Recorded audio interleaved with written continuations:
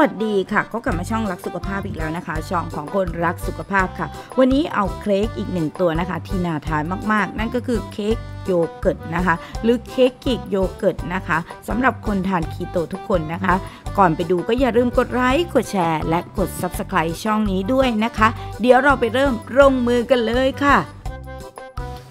ขั้นตอนแรกนะคะเราจะใช้กรีกโยเกิร์ตเราจะได้ในลักษณะอย่างนี้แล้วนะคะตอกไข่ลงไปเลยค่ะทีละฟอง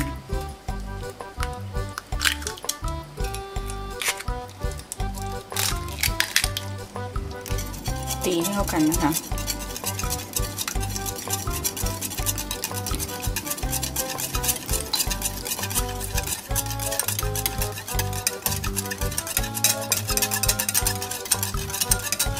จนเป็นเนื้อประมาณนี้นะคะ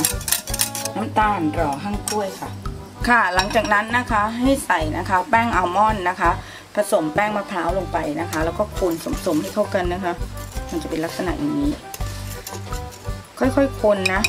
แล้วก็ตามด้วยเบกกิ้งพาวเดอร์นะคะอย่างนี้นะคะ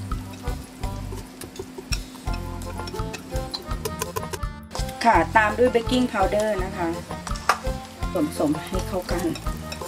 มันจะเป็นเนื้อลักษณะอย่างนี้เลยนะคะเดี๋ยวเราจะใส่เนยละลายกันค่ะตามด้วยเนยละลายนะคะที่เราไปละลายมาเรียบร้อยแล้วนะ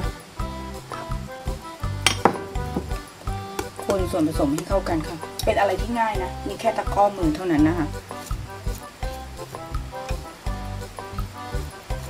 สูตรนี้นะคะจะหอมเนยมากนะคะไม่ต้องใส่วานิลาก็ได้แล้วค่ะแต่ถ้าใครชอบกลิ่นเยอะๆก็แนะนำให้ใส่วานิลานะคะ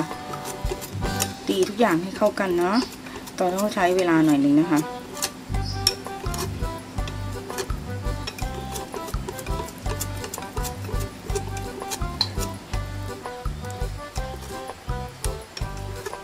นี่นะคะพอเป็นอย่างนี้แล้วเราไปใส่หลังจากนั้นเราใส่พิมพ์อย่างนี้นะคะ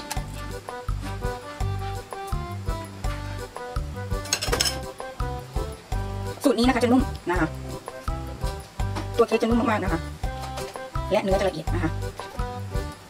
พอครบเวลามันก็จะได้ลักษณะอย่างนี้นะเราเคาะนะคะเพื่อให้เค้กมันล่อนออกจากพิมพ์นะคะจะเห็นได้ว่านะคะหลังจากที่เราอบออกมาแล้วนะคะเค้กจะมีความนุ่มนะคะและเนื้อค่อนข้างที่จะแน่นนิดหนึ่งแต่ว่าทานแล้วอร่อยนะคะมันจะอมเปรี้ยวอมหวานนะคะแล้วก็หอมเนยมากๆเลยที่สำคัญนะคะจะอิ่มนานจากแป้งอัลมอนด์และแป้งมะพร้าวรวมถึงนะคะมีกรีกโยเกิร์ตช่วยในระบบขับถ่ายเราด้วยนะคะก็ลองไปทำกันดูนะคะบอกเลยไม่ผิดหวังแน่นอนค่ะสำหรับเค้กนะคะโยเกิร์ตนะคะคีโตค่ะเราเจอกันใหม่คลิปหน้าคลิปนี้ลาไปก่อนค่ะสวัสดีค่ะ